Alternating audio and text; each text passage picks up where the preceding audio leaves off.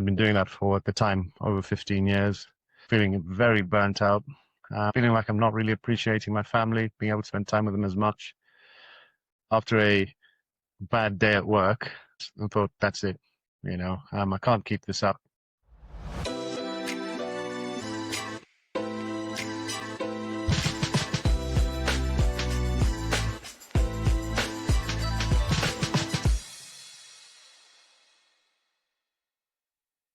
Hey, and welcome to the Martial Art Business Growth Network podcast episode. I'm Rick Dubidat, and I'm joined by my good friend and client, Mike Stewart. How's it going, Mike? Really good. Thanks for having me. You're welcome, man. It's good.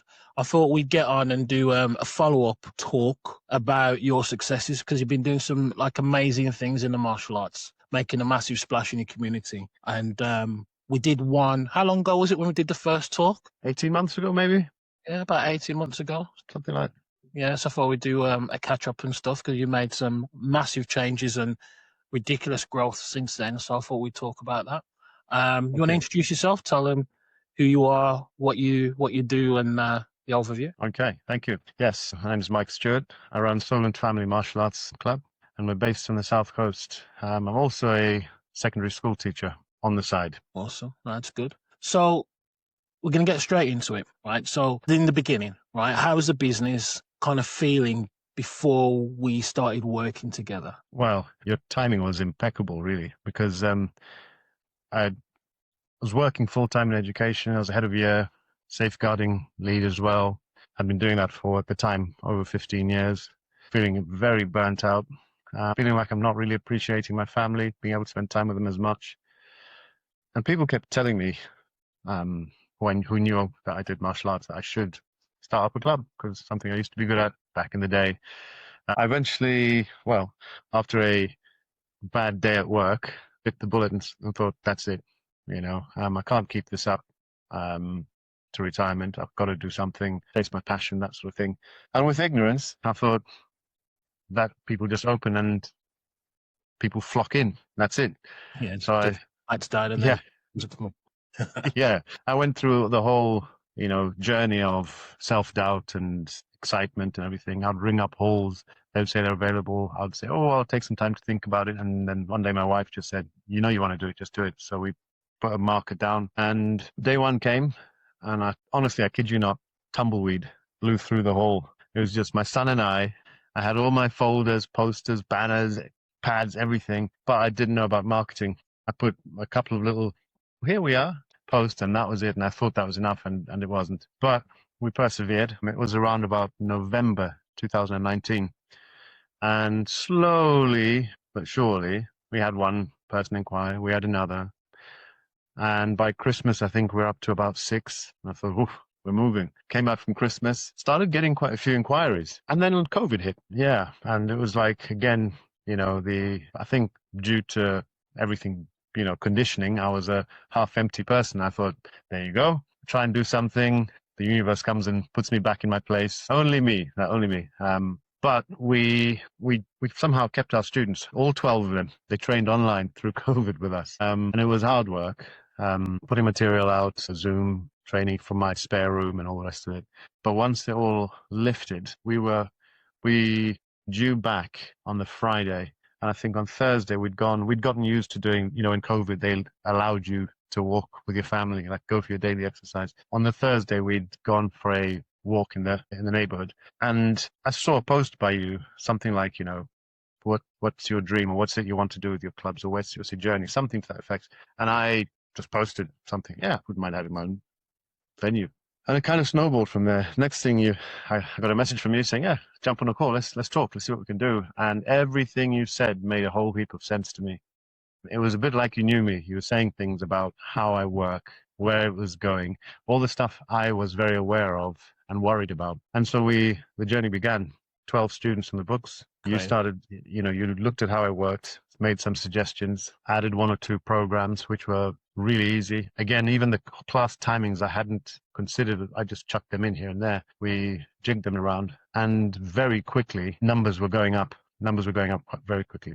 That's good. So at that time, what was your week like? Like coming out of the pandemic, then you started trying to grow your school again. My week was busy. I'm sweating thinking about it now. I would be up at the crack of dawn like a madman, shepherding my kids around the house to the breakfast table, making sure they eat breakfast, getting them in the car, get mad dash to get them to breakfast club, which only had a 10-minute window to drop the kids off. And then I had a long commute to work where, being ahead of year, there's usually meetings with parents, meetings with agencies waiting for me. And so it's constantly putting out fires. Stress levels were way, way above where they should be. And then teaching a full day of science lessons. And then at the end of the day, there would be the inevitable phone calls, whether they're behavior, safeguarding, child protection meetings, etc. And then I had to sometimes end them or reschedule them because I had to dash to pick my kids up from after school club, pick them up, get home. And then, because at the time we only had 2 classes a week, if one was on Friday, one was on a Tuesday.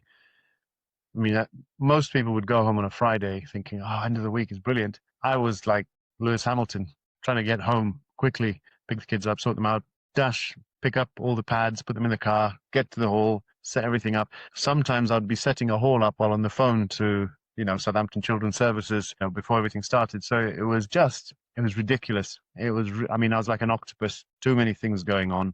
Sounds chaotic. And yeah, life was passing me by. Yeah, kids were just didn't have. I remember when I was a kid thinking, I'm going to work hard at school, get a good job, so I can give my kids a good life. Don't get me wrong, they live in a decent house, always sat in a nice car, but I've never been fully present. Play at school or something. My wife and I are both school teachers. We couldn't make them. So yeah, it was very, very chaotic. The thing is, a lot of people they're in that kind of default mode now, just the chaos and just trying to keep their head above water, especially new school owners, or maybe not even new school owners that haven't been able to implement the right systems in the right way to make that different. What do you think the problem was at the actual time? If you could nail down, like, what was the actual problem at that time that caused that chaos and the stress? Just not having clear systems, with the business. If I was starting all over again, obviously hindsight's a great thing. I'd do things differently, but like you just said, I felt like that was normal. It was just adulting, wasn't it? You just work, you just deal, you just have to get stuff done. Then your own kids have got clubs of their own that you've got to run around to. So yeah, it was just not having a very clear system that simplifies everything. Yeah, definitely. So it sounds like it was costing you more time than costing you money. Yeah, because then, we fast forward slightly, being ahead of year, you work in 5-year cycles. You get a year group come through in year 7, you nurture them, you work with them, they get to year 11, and you're kind of recycled back in again. I'd seen about 3 different year groups through, and at this particular point, my son was now going to secondary school, and I was thinking, oh my God, I've missed all of his primary because I've been chasing this unicorn. Yeah. Promotions, etc. at work in a job that wasn't really fulfilling me. It was draining me. And the other thing I learned very quickly when you run a business is it's very different to being an employee. As an employee, your employer decides what you're worth. In a business, when you put your foot down and everything, with the right preparation, everything works well, you get rewarded accordingly. And I was beginning to see that this job has meant I've missed out on my child's primary school. He's now in secondary school. In the blink of an eye, he'll be done with secondary school, and there's no rewind button in life. That was one thing that became very clear to me. My daughter was still in primary, so we spoke about it along, weekly mentoring chats designed to sort of target growth. And the next chapter, logical one, was dropping something at work. And again, it's that mindset thing of, I can't stop being ahead of year because I'll lose money. But actually, the business had started to pick up now with your input. And once I came to the moment where I realized that this is what needed to happen, it was like a monumental shift in my existence, because when I stopped being ahead of year, the money I'd lost as a head of year, I was very aware that I was paying a lot of that money to the taxman. And actually I could replace that income and some with the business. Yeah. Just by a little conversation with the accountant, which I did. And that was a very big shift, because it's mad now thinking about it, because not only did my bank account see a bigger hit every month, as in I was earning a bit more, not Bill Gates, but I was earning more, but my workload went dramatically down because I was no longer a pastoral leader for 250 children at the school. I just had to go in and teach science lessons, and then I could go home. I didn't have meetings, I didn't have assemblies, I didn't have all these other things that I had to do. And so I felt a whole lot better then, because it was now just like Monday to Friday. I just go in, teach science, go home, and then I have this mental space, because again, it's like a conditioning. When you're used to operating here, when you drop down, it's big. It's very different if all I ever did was work here, because I didn't have that capacity. That was like phase 2. And I think that's kind of where I was at when we had our last podcast. Yeah, so we've made a few changes again since then. You're approaching 200 members now at the moment, aren't we? Yeah. I mean, at that time, I was on around about 80-ish students, between 80 and 90, feeling like a king. But we've made some adjustments since then. Excellent. So we started working together. What made you choose, we've kind of touched on this already slightly, but what made you choose the Growth Network? What is it about us that made sense? I remember, yeah, no, it's a good one. It was just the no fluff, straight, simple talk. Every phone call was like to the point, very supportive, because there are times when I was really low, and it's almost like you could take, you were aware of that, told me what I needed to hear, picked me up, and then we move on. Because sometimes when you're low, it's good to feel that, but then get out of it. Appreciate the lows and appreciate the highs, kind of thing. So yeah, so some of the talks when I was like doing well, it was like, yeah, brilliant. Again, don't believe the hype, kind of thing. It's like, yeah, you've done really well, but we need to go on to the next one now. And then likewise, when it was low, it's like, okay, this isn't you feeling low. This is why you're feeling low.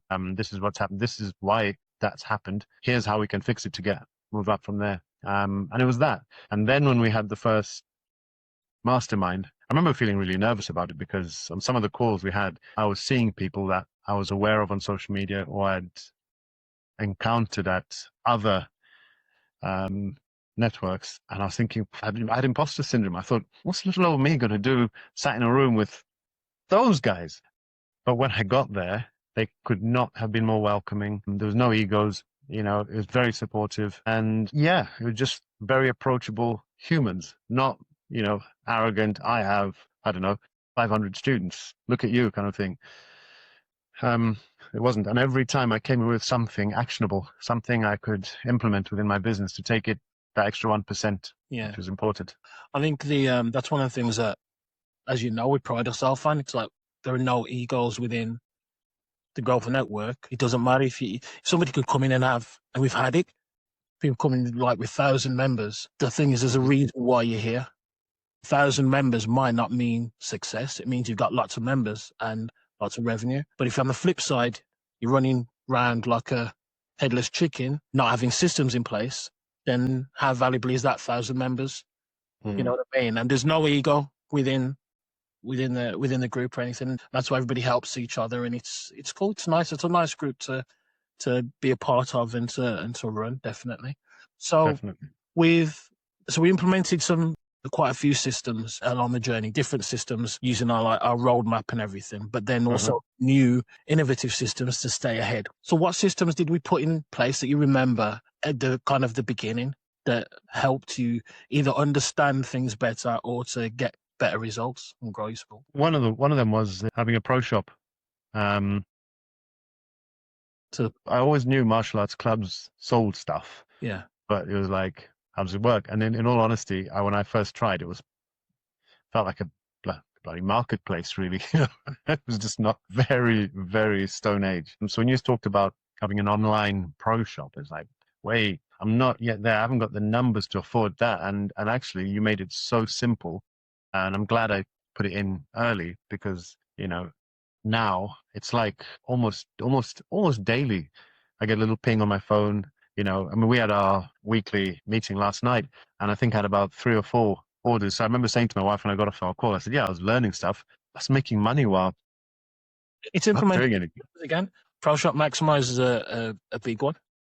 Yeah. A big one. Were there any other systems that you remember implementing that? Yeah, there was that one. There was the workshops. I had an idea what I wanted to do, but how to schedule it, how to do it.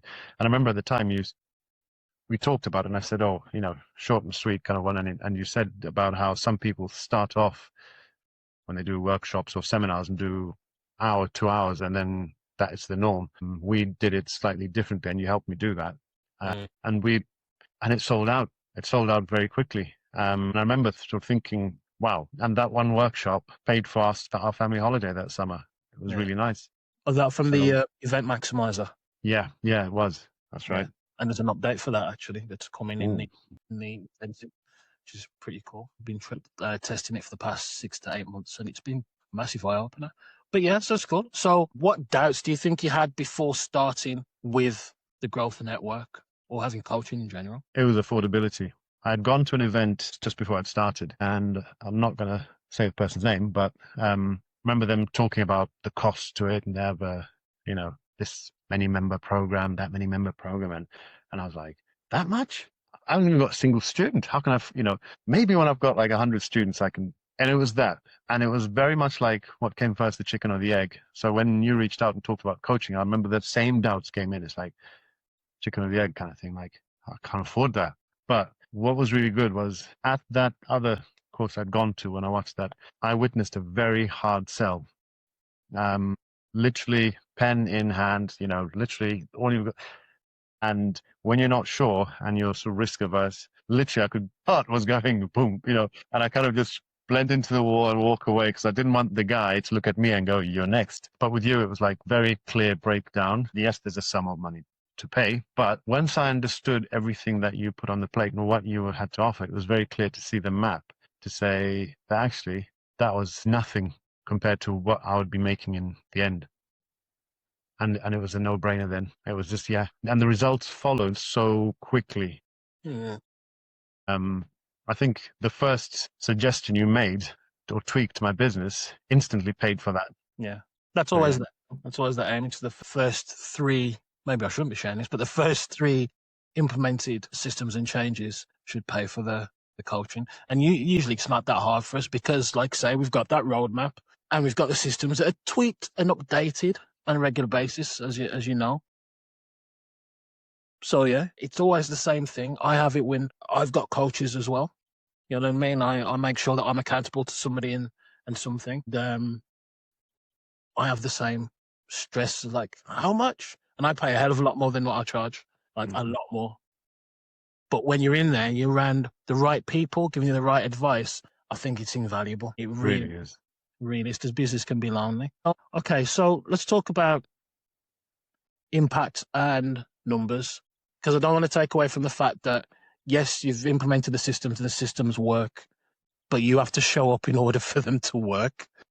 And this is the part that a lot of people that I've worked with in the past, that's their problem. It's not the fact of the doing the systems, because the systems are proven to work. And they're easy. You know what I mean? You can't have so many people following the same frameworks, structures, and patterns and getting results, and then blame me so people just don't show up. What's your kind of thought on the actual showing up to become better? What are your thoughts around that? It's part of what the beauty of this group is that, we have our meetings, sessions. We have the content that we learn, and then we go away with, let's say, points to action. And we just got to do them. That's it. Now, I don't know if I'm jumping the gun a bit here, but like since that last podcast, we put a few things in place. And the next step was me being in a position to go part-time. So I was able to drop days at work. So I only work Wednesday, Thursday, and Friday. Student numbers have gone up to pay me for those days lost, which is another massive shift. But it does mean that on those Mondays, Tuesdays, and Wednesdays, because I'm so accustomed to doing stuff like working, I've, again, another system you put in place, the use of AI, been able to plan out my days, because those days, although they're off, those are not Netflix and Xbox days in my robes, living like a king. Those are, in my head, those have to be my most productive days of the week. Because my business is the one. That's where I'm going. My day job, although that's my identity, school teacher, etc., I've done that for over 20 years now, and I've realized this is not the thing that is going to pay me dividends in life and finances, etc. So I need to shrink that and grow the business. So those 2 days I have to absolutely maximize. Now, when we started working, we talked about benefits. What did I want? What were we going through? And for me, financial rewards was there, but it was second to being a dad. And I said at the time, I would love to be able to take my kids to school. I know it's a little thing.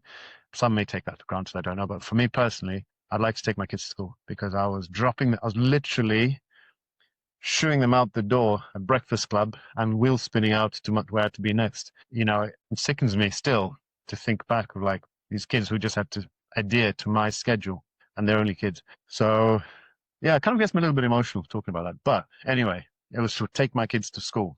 I wanted to be able to walk. Like my daughter, she's 9 now, but like hold her hand, walk her into school, say goodbye, no stress, drop my son off. He's 14. He started shaving. He doesn't really want dad to hold his hand, but I'd like to drop him off at school, do something for him. He just had Breakfast Club from 6 months of age. He didn't know any better. And that's what I do on Monday and Tuesday. So I do that and I feel like dad again. But then when I get home, it's like I've got a business mind on. I've got to get stuff done. And so going part-time, brilliant. But then those days have to happen. And that's good though. I mean, what I'm hearing is like, so you managed to do what other people would pretty much say is the impossible. So you've grown your business and got more time back. Isn't that crazy? People always think that to grow your business, you'll lose time and sacrifice. No, as long as you're doing the right things in the right way and the right timings of the other things that you let go, that's important as well. You can tip the balance so that you enjoy every single day. That right there was crucial. It was absolute, and I still remember you telling me that because there were a lot of business coaches online talking about how they can give you the numbers, jack your job in, chase your passion. But to go from A to B, there's so much that has to happen.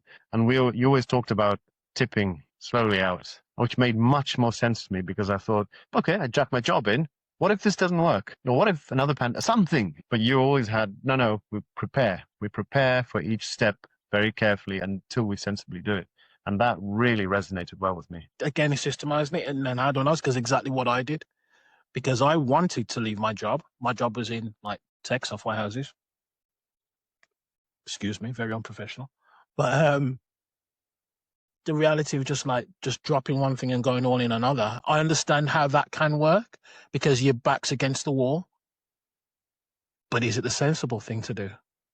It's like, no, I want the odds more in my favor. So for the sake of just time and compromise, why would we not just do that balancing act and just gradually move across until you wake up one day? It's like, oh shit, I'm this. And it works. I mean, it's not for everybody, but I think it's a sensible way of looking at things. You don't have to drop one thing to drop the other. You just need to know what opportunities are there for you. And also as well, I remember when I finally left my job in tech and I was just a school owner, there was part of me that felt lost because it's almost like I was mourning my other identity. Yeah. I was no longer having to put a suit on, commute, walk a certain way, go to certain meetings and stuff. Like I didn't have to do any of that. And whilst I loved it, there was also a part of me that's like, I miss that. So yeah, it's something to think about, definitely. But that's good though. It's really, really cool. So you've done it amazing. And the fact that you're there for your family more than anything is more important than student numbers and all that kind of thing. So I hope a lot of people are resonating with that and hearing that. Let's talk about your business now and how you feel about your business. So how do you feel about your business right now? Very proud of it. Something that's taken me a long time to get there. Still feel a bit awkward saying that, but like when I think back to where we were, and it came from I used the term read loosely, but I was reading because I use Audible, Mel Robbins, and she talked about one of the 7 things you should say to yourself, and one of them is, I may not be there yet, but I'm definitely I'm definitely one of the things I wanted to be 2 years ago.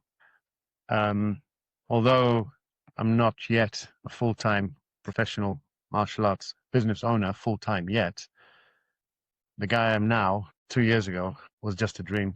You would have dreamed to be in this position yet? Here I am sat down on Monday morning, not at work.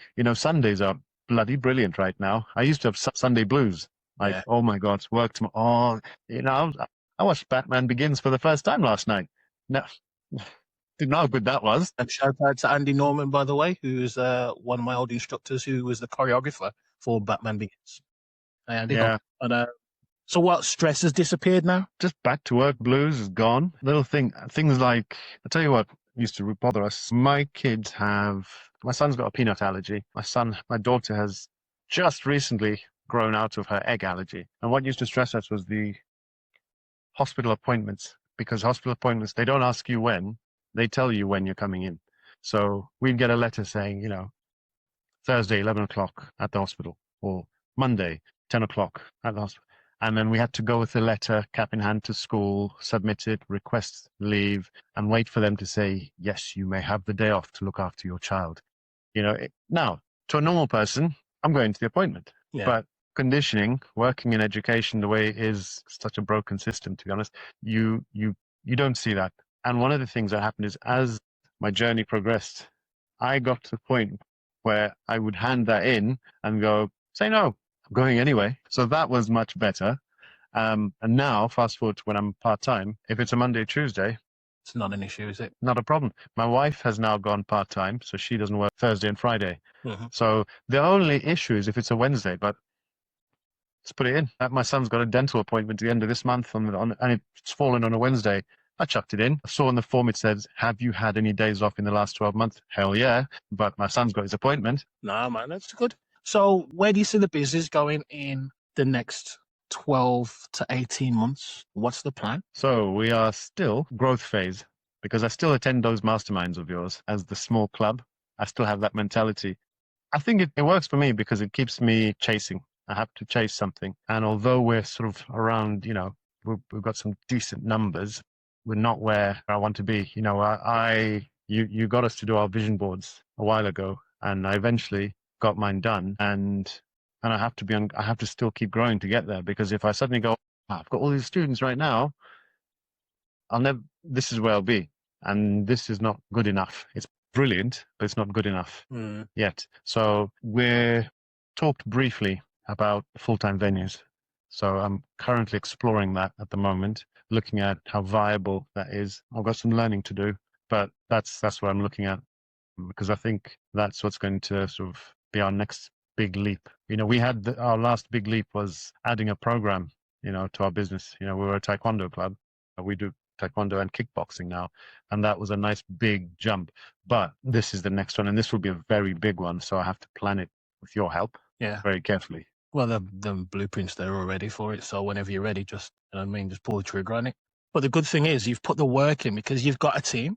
You know what I mean? You've built a team, and this is something that other people struggle with so much, and you've done it.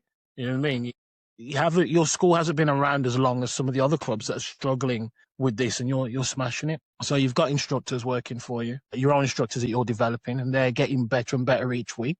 And you've got your helpers and everything. Talk us through that. How has that been, and what's that going to allow you to do in the future? That's been a journey in itself, really. I mean, I remember when I first started, our numbers were going up. We talked about needing extra help initially, early days, and we got some help in, but it served its purpose for a point. And then it was like, right, we need quality on the mats. And you were perfectly placed to help with that.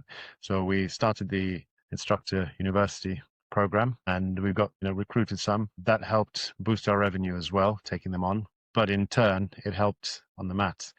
We have a Little Ninjas program. I say that was the one I find hardest to teach. People do.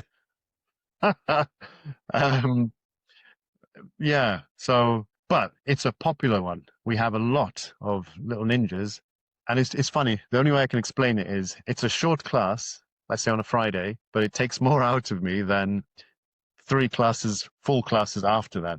Mm-hmm. The good side is one of our training instructors absolutely loves them, loves it. That's her passion. So that has alleviated a bit of pressure on me. I started off planning these sessions, and she goes, no, I've planned it, I'm ready to go. So she does that now. And that's brilliant. And then we've got the ULA program as well. So it's not just kids holding pads. These are kids, awesome kids. We do character development with them, and they are the gold standard for the training that they do. We just had one this Saturday, and they were superb. They're very clear that when they are in the class, people will be looking at them because they are there, and they're the right kids for it as well. Well, these are just 2 of the many, many reasons why your club is pretty much number 1 in the area, and it's going to continue to do so and be the number 1 choice for anybody in the area for a long time to come, because you're running these things. You're not just a turn up and do some katas and go home. So much more than that. But yeah, So what would the old version of you think about this version of your business now? It's funny that when just before I branched out to do my own thing, I remember my last couple of sessions with my old instructor. I used to stand there in the class and look around and go, "Man, love to have this many students." I think he had 20 in the class. Like, wow. And now it's like almost add another zero to what he had, you know.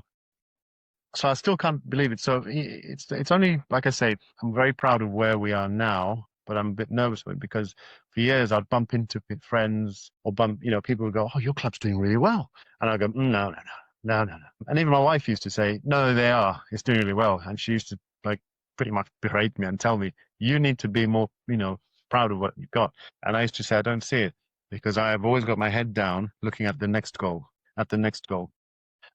But actually, if I look at it, I mean, you've asked the question now. If I look at it now as, cold eyes, I'm quite pleased with it.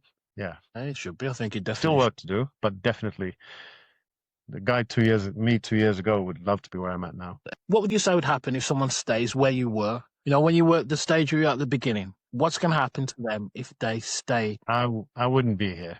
I'd give up. It's too much work. I was carting around all this equipment, paying these halls, having 5 kids turn up on a good day Yeah. for lessons. The reward was not enough for the effort. Mm. So I would have given up. What I tell you what I've done, I'd have said all these going on about how much money they're making from us. They're lying. They're probably selling something else on the side to top their income up. There's no way you can make money. Because interestingly, when I allude to having one bad day at work that made me make this decision, a close friend at work said, "Are you sure you want to go into martial arts? Is there even any money in that?" Well, here I am, kind of thing. Excellent. That's good. So what's the real cost of trying to do it alone? So if without being part of a network or having people that you can bounce ideas off and learn the strategies and systems that you've been exposed to, what do you think the real cost of someone not having that is? Frustration, pain. It'll cost you more financially because you'll be doing what most people do. They'll look at other people online and go, "Oh, I'll just buy that and add that to I'll just buy that."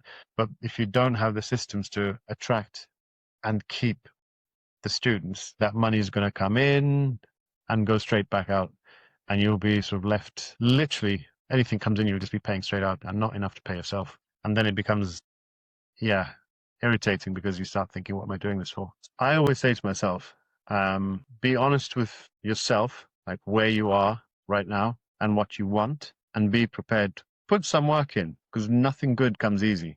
I still show up for our calls sometimes a little bit nervous because maybe the week hasn't been stellar. It hasn't been an epic week. Maybe my wins are very small and I'm like, "Oh, I only got that one small win." Now, it's not like you rock up with a big stick and beat us over it, but it's the culture you've created that we're all chasing big things. And, I think it's a good thing. So I'll still show up and say, "I only got one extra student this week, but one is better than none." And then maybe that was a bad week because I know there's been weeks when I've turned up and I've had absolutely smashed it. And I've been sitting there half an hour waiting for that call to log on because I've got lots to say, but yeah, it's like you've got to put the work in. Get your, just invest in the systems. They're there. They're like literally, this program is like everything I was expecting from what you told me. It's like, I'll give you this, I'll give you this, I'll give you this. All I've got to do is turn up and take it. That's all I've got to do, Everything we've done, whether it's been, like I said, setting up a pro shop, doing a workshop, learning Facebook marketing, it's like step 1, step 2, all I've got to do is press those buttons that you tell me. If I don't, then it's my own fault then. Yeah, it's crazy, isn't it? It is literally that easy. But yeah, so what would you say to anybody that's on the fence? Just do it. It's that Nike saying, just do it. If you want to blow your martial arts club up and get the numbers you deserve, get the time for yourself, because that's the one thing. I've been a better person having more time. It's given me the headspace to be more present at home, be a more present husband, more present dad. But it's also allowed me to chase other things, the other passions of mine. I was always very active, but got to the point where I was just not doing anything. nothing major, but I'm going to the gym 3 times a week again. More than a lot of other school owners are doing. You know what I mean? So I've got to say, a massive congratulations on your success so far. Thank you. I'm really excited to see how far you take this. It's cool to just see somebody take the systems, run with them, get shit done, and get some results. You know what I mean? Every single part, even like the personal development aspects, which are trickier to take and implement because it's self-reflection and understanding and personal accountability in those instances. It's good to see you taking that on board and actually working on yourself to become the better version of yourself, and the knock-on effect it has on everything else. It's massive. It's really. You know what? It is, because I found them quite hard because, like I say, always lived in a kind of a negative, whether it's cultural or my upbringing. You grow up hearing phrases like money doesn't grow on trees, and but there's been a big shift, and you do a lot of work on mindset. And I've got to a point where I'm not there yet, but I'm a lot further than I am, and I'm trying to support my wife on that journey. But even at work, there's a few people that call me Yoda because they're like, "Why do you just seem so calm about everything? How do you just know what to do?" It's like, no, I don't. I just get it done. You're living it. That's what it You is. look at it look at everything's perspective. Just look at it differently. Sense. Mike, thank you so much. And again, well done on your success. And if anybody watching this and wants to find out more about the Growth Network Systems Program, reach out to me, Rick Dubidat, on Facebook or Instagram, or you can message Mike, I'm pretty sure, and say, "Hey, how's it going? Tell me more about being successful and being awesome." Yeah. We'll try. Thanks, Mike. Take care, and I'll speak to you soon. Cheers, Rich. Cheers.